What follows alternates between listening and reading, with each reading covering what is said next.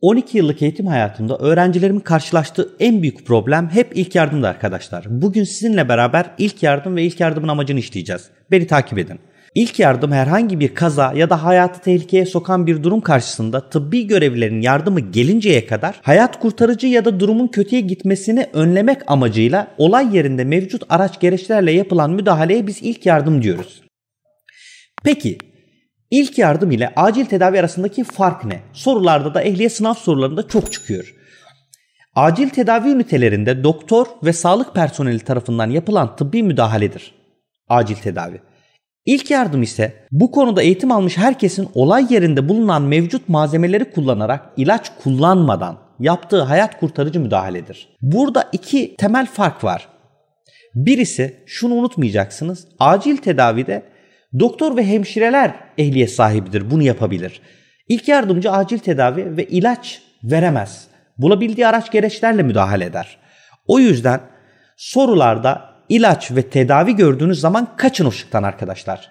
Şimdi geldik ilk yardımın amacına. İlk yardımın amacı hayati tehlikeyi ortadan kaldırmak. Yaşamsal fonksiyonların sürdürülmesini sağlamak. Ne demek yaşamsal fonksiyonların sürdürülmesini sağlamak? Kaza yerinde ilk yardımcı olarak gittiğinizde eğer kazazedenin suni solunumu yoksa, dolaşımı yoksa, kalbi atmıyorsa siz orada temel yaşam desteği yaparsınız. Ve orada aslında yaşamsal fonksiyonların sürdürülmesini sağlamaya çalışmış olursunuz. Hasta ve yaralının durumunun kötüleşmesini önlemek. Burada ne demek istiyoruz arkadaşlar? Diyelim ki olay yerine geldiğinizde kazazedenin kanaması var. Kanamayı engellemek için ilk yardımcı eğer tampon uygularsa kanamayı durdurmak için burada aslında ilk yardımın amacı olarak hasta ve yaralının durumunun kötüleşmesini engellemeye çalışmış oluyor. Bu da ilk yardımın amacıdır arkadaşlar. Şimdi son şık iyileşmeyi kolaylaştırmak. Bunlar ehliyet sınavlarında en sık sorulan sorular arkadaşlar. Bugün sizler için ben en çok çıkan soruları derledim.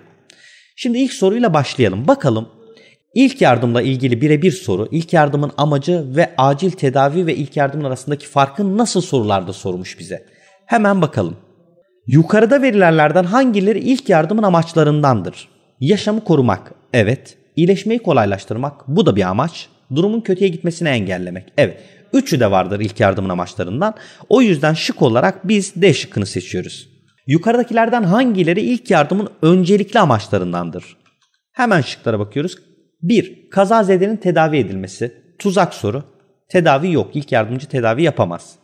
2. Hayati tehlikenin ortadan kaldırılması. Evet. Bu ilk yardımın öncelikli amaçlarındandır. Yaşamsal fonksiyonların sürdürülmesinin sağlanması. Bu da vardır. Yani 2 ve 3'ü seçeceğiz. Hemen bakıyoruz. 2 ve 3. Cevap C şıkkı. Aşağıdakilerden hangisi ilk yardımın öncelikli amaçlarındandır? Trafik kazalarının önlenmesi. İlk yardımcının böyle bir misyonu yok arkadaşlar. Yanlış. Mesleki başarının arttırılması. Bu da ilk yardımcının görevi değildir. Hayati tehlikenin ortadan kaldırılması. Kesinlikle bu. D şıkkına da bakalım. Ülkenin sağlık sisteminin iyileştirilmesi. Bu da yanlış. Bu Sağlık Bakanlığı'nın işi. Cevabımız C şıkkı. Şimdi diğer sorumuza geldik. Aşağıdakilerden hangisi ilk yardımın öncelikli amaçlarındandır? Yine öncelikli amaçları sormuş ve farkındaysanız ehliyet sınavlarında ilk yardımda en sık çıkan soru tipi bu. Hemen bakalım. Trafikteki kaza sayısının azaltılması.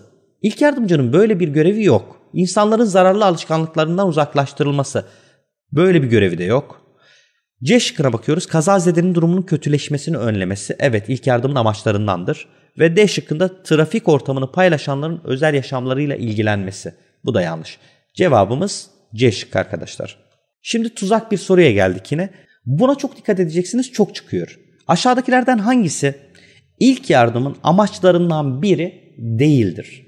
Şimdi ilerleyen derslerde trafiğe geldiğimizde fark edeceksiniz. Bazen bakanlık öyle sorular düzenliyor ki soru tam bir kafa karıştırıcı. Sorunun sonunda mesela der ki aşağıdaki trafik levhalarından hangisi yasakları bitirir mi, bildirir mi, değil mi? Üçü de aynı.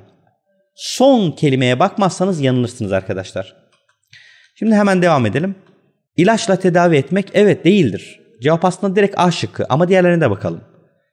Durumun kötüleşmesini önlemek ilk yardımın amaçlarındandır. Hayati tehlikeyi ortadan kaldırmak. Bu da ilk yardımın amaçlarındandır.